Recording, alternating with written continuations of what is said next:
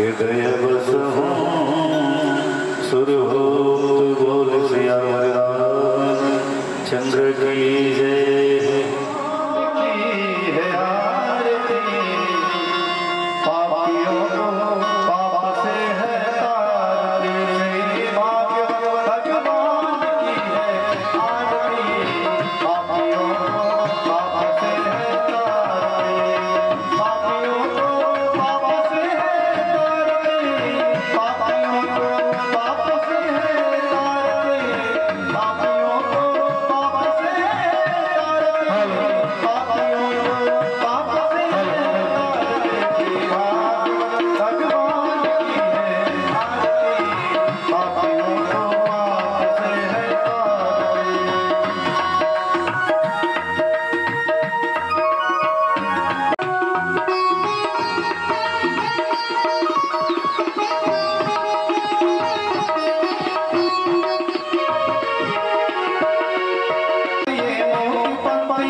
पंचम जय निराला नव ज्योति जगाने वाला ये अमर ग्रंथ ये मोटी पंक्ति पंचम जय निराला नव ज्योति जगाने वाला हरि नाम यही हरि नाम यही हरि नाम यही हरि गावे जग के मंगल की आरती पापियों को पाप से है तारती भगवान की है आरती पापियों को पाप से है तारती।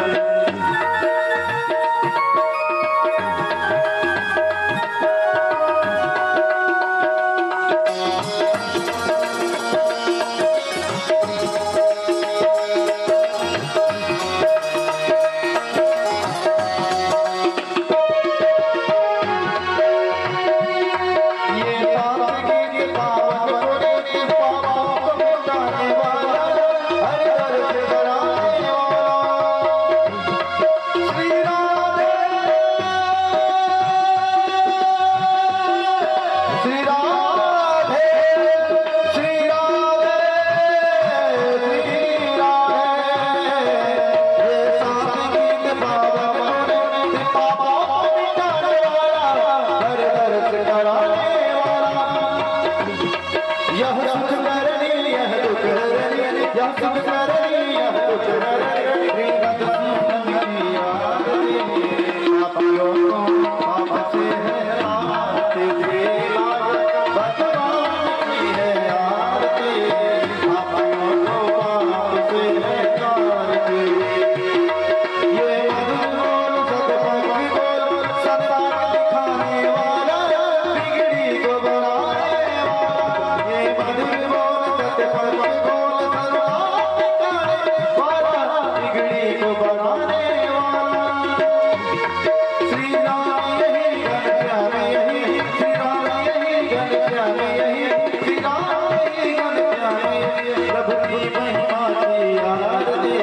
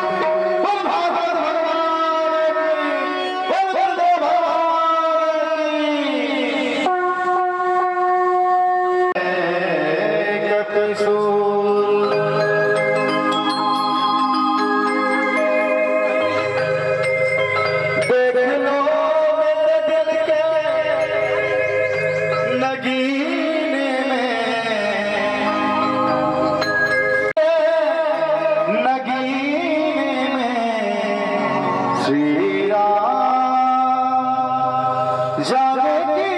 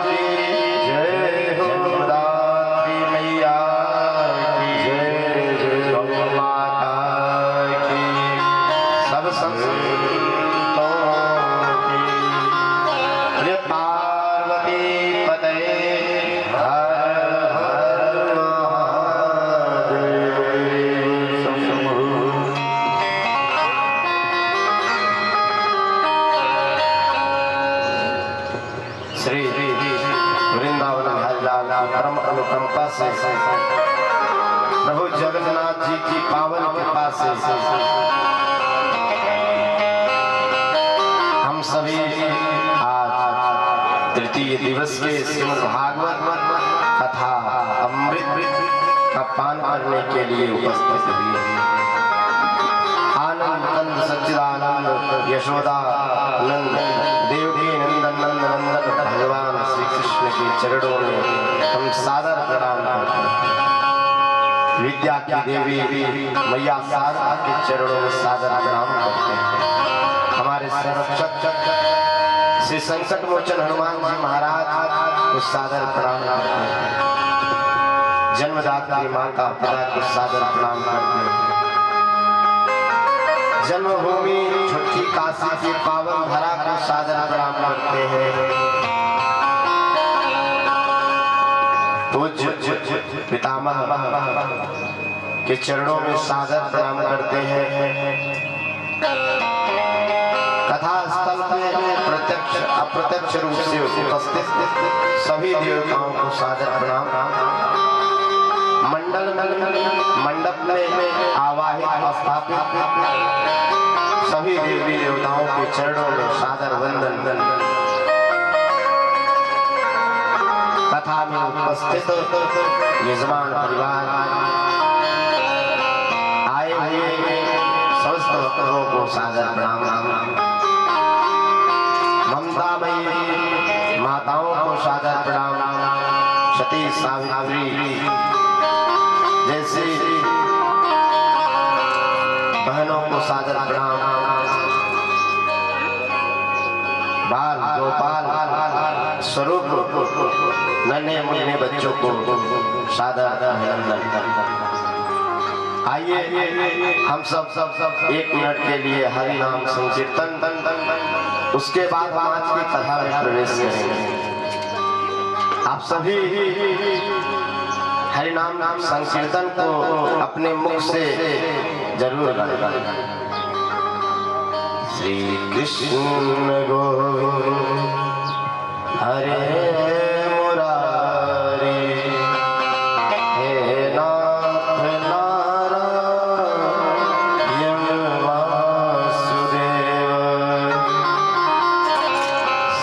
कृष्ण गोविंद हरे मुरारी, हे नाथ नारायण वासुदेव।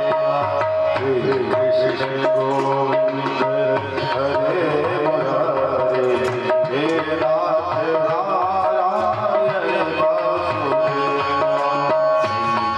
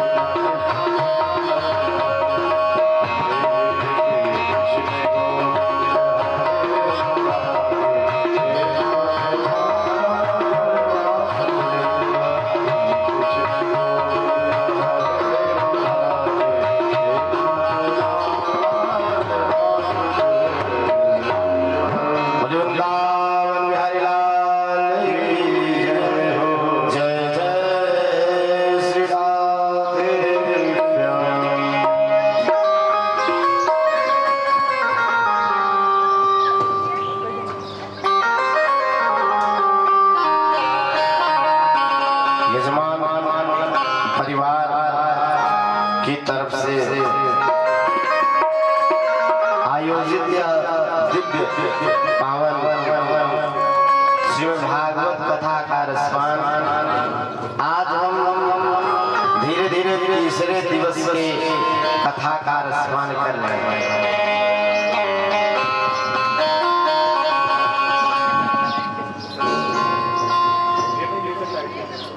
इसके 2 दिन में हमने जिन कथाओं का आनंद लिया, श्रवण किया, ये कथाएं सभी को उपलब्ध नहीं हो पाता। इसलिए नहीं उपलब्ध हो पाती है कि जब जन्म जन्मांतर के पुण्यों का उदय होता है, भगवान की अहेतुकी कृपा होती है, तब ऐसा अवसर होता है। कहेंगे नहीं ऐसा तो थोड़ी कि अगर भगवान का हेतु की कृपा है तभी मिलेगा। अभी तो हमने अपने बगल भी यहाँ सुनी, साल भर में 5-6 कथा सुन लेते हैं, उससे ज्यादा भी सुन लेते होंगे। तो क्या अहेतु की कृपा है कि नहीं है? अहेतु की कृपा तब होगी जब आप सुनेंगे और सुनने के बाद उसका चिंतन होगा, चिंतन के बाद आपके हृदय में स्थापित होगा, और स्थापित होने के बाद तब आपको हरि चरणों के दर्शन होंगे। ये प्रक्रिया है। अच्छा, धुंधकारी ने पहले ही दिन में देखिए कथा सब वहां सुनी, लेकिन विमान आया, श्रवणम भेदनम, श्रवण में विभेदन हो गया। क्यों? एक बार एक मूर्तिकार ने क्या किया, 2 मूर्तियां बनाई और दोनों मूर्तियों को इस प्रकार बनाया कि देखने में एकदम समान, कोई बता नहीं सकता था कि अलग अलग। और वह गया, उसको बाजार में लेकर के रख दिया बाजार में, और वहां पर बोला कि इसमें एक मूर्ति 500 की है, एक मूर्ति 5000 और जो इसको बता देगा उसको मूर्ति में दे दूंगा। ऐसे सभी लोग आए तो उठा कर देखे, स्पर्श करके देखे, मूर्ति जो है एक ही तरह का, कोई अंतर ही नहीं था। सब बोल रहे थे कि ऐसे बहका रहा, कहा इसमें क्या अंतर है, रंग रूप सब एक समान।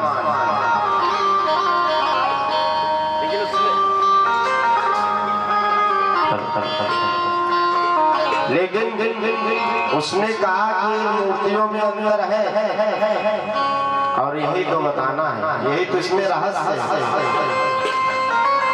बहुत भीड़ जुट गई। उसी समय कुछ संतों का वहां पर आगमन हुआ,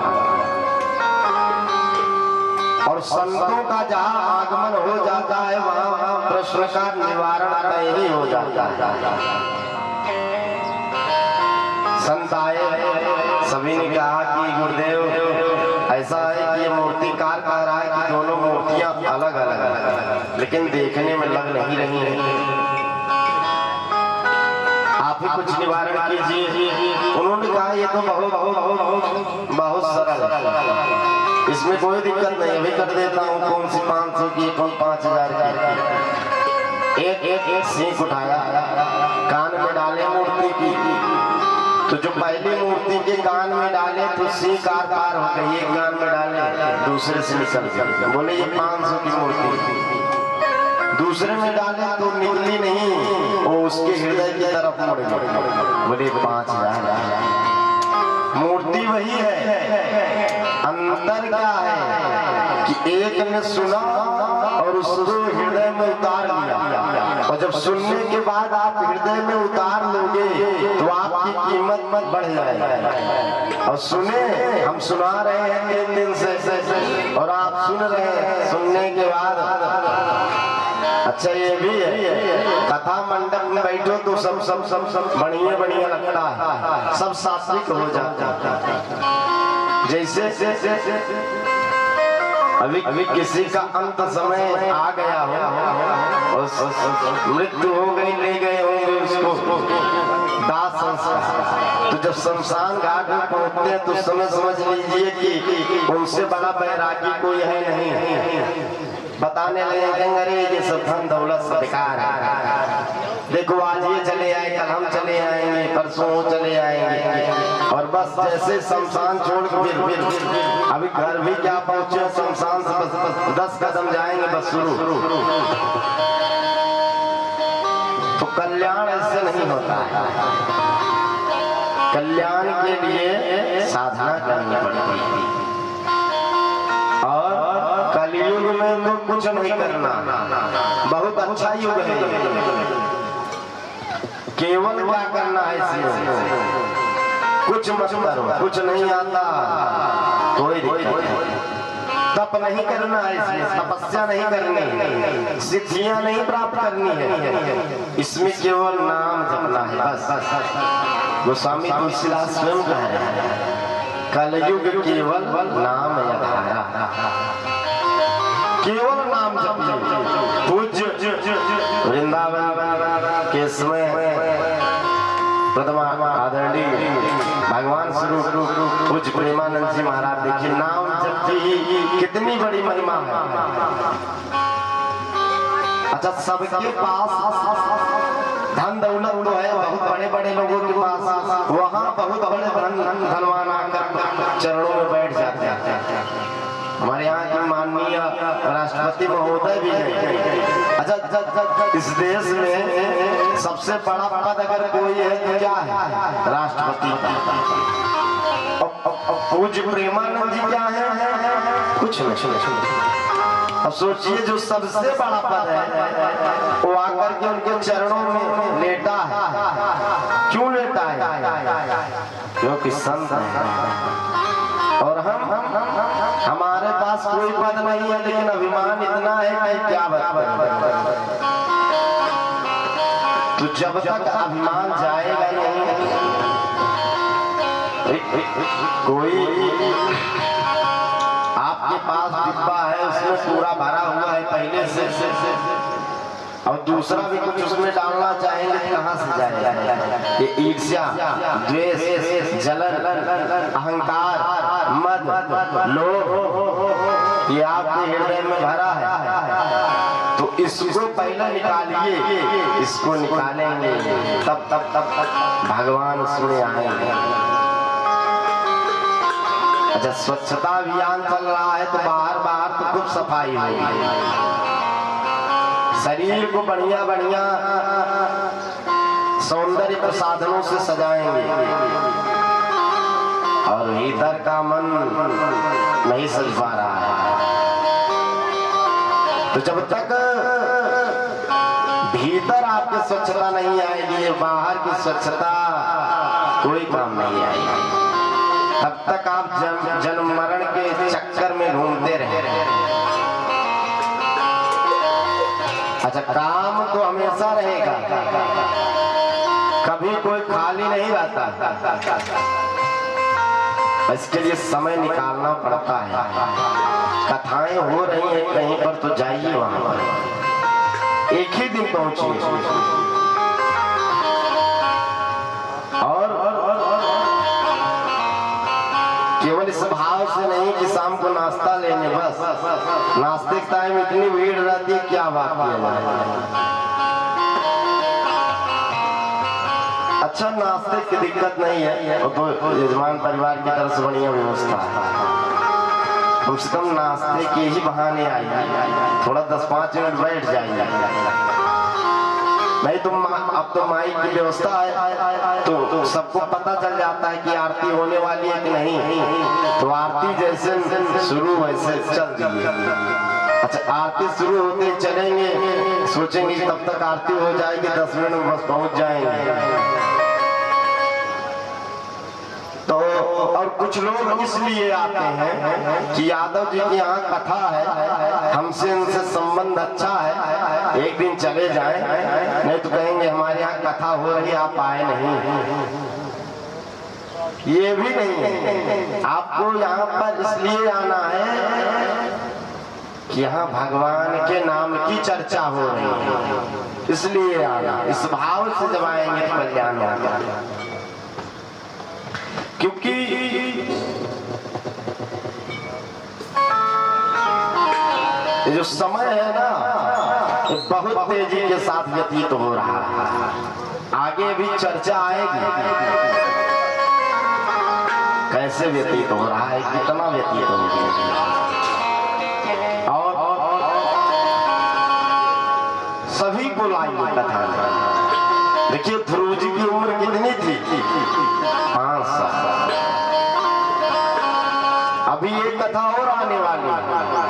उम्र ही नहीं गर्भ में है, लेकिन तब भी भगवान के भक्त हो गए।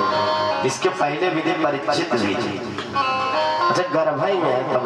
अच्छा जो माताएं गर्भवती है उनको गर्भावस्था के दौरान कथाओं का रसपान करना चाहिए। इससे तेजस्वी और गुणवान बालक का जन्म होता है। आइए आज हम श्रीमद् भागवत के पंचम स्कंद में प्रवेश करेंगे। महाराज मनु के अच्छा कल तो जो लोग आए थे उतने लोग दिख रहे हैं, तो कोई बता सकता है कि महाराज मनु की कितनी संतानें थी? कोई कल हमने चर्चा की थी। मनु महाराज शत्रुपा से कल तो चर्चा हुई थी। तो अगर आप सब बताना चाहेंगे तो एक माइक आपके पास जाएगी आगे के समय में किसी प्रकार से। तो कोशिश करिए कि जो बातें बताई जाए थोड़ा बहुत आप याद रखें। मनु महाराज की कुल 5 संतानें थी, 3 बिटिया थी और 2 बेटा। बेटा कौन कौन थे? उत्तानपाद जी और प्रियव्रत। और बिटिया आकृति, प्रसूति, देवहूति। अच्छा उत्तानपाद जी के ही अपने परिवार को, उनके वंशों के विषय में जाना ध्रुव जी महाराज को। अब उत्तानपाद के जो भाई हैं प्रियव्रत जी, आज उनके विषय में हम जानेंगे।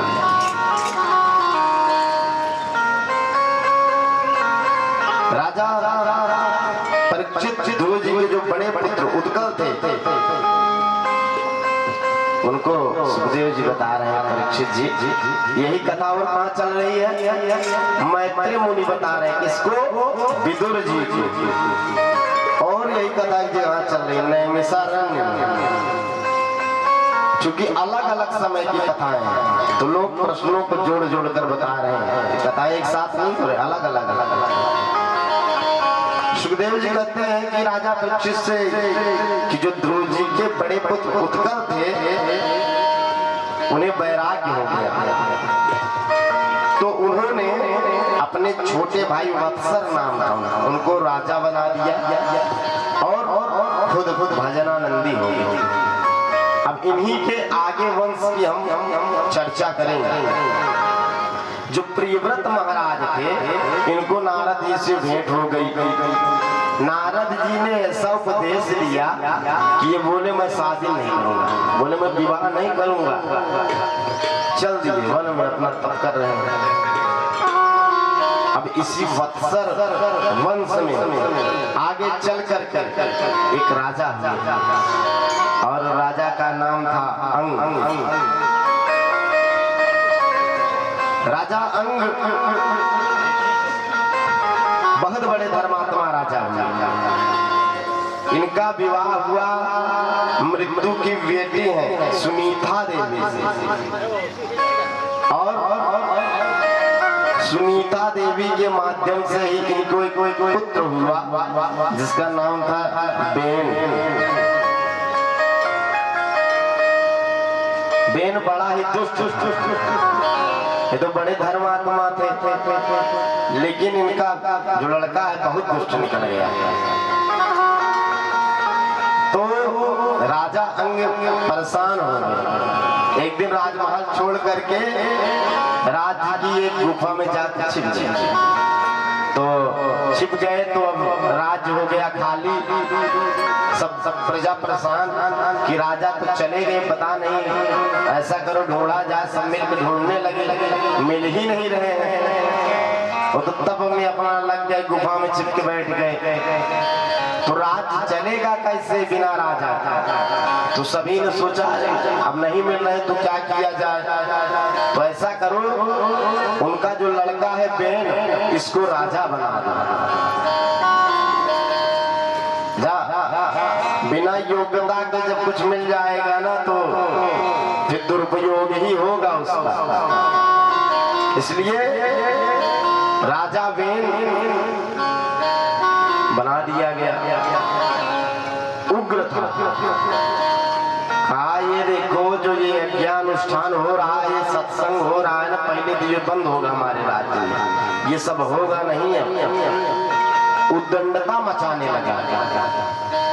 न यश्च द्रव्यम न दातव्यम न होतव्यम द्विजाः कुंचित।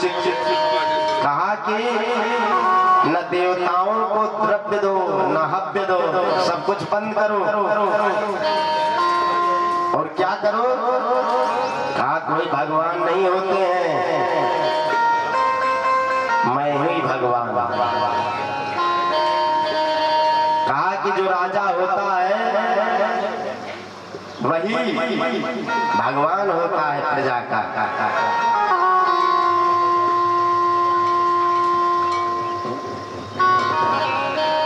इस प्रकार से वह प्रजा को परेशान करने लगा। प्रजा बड़ी परेशान हो गई, बोला इससे इतना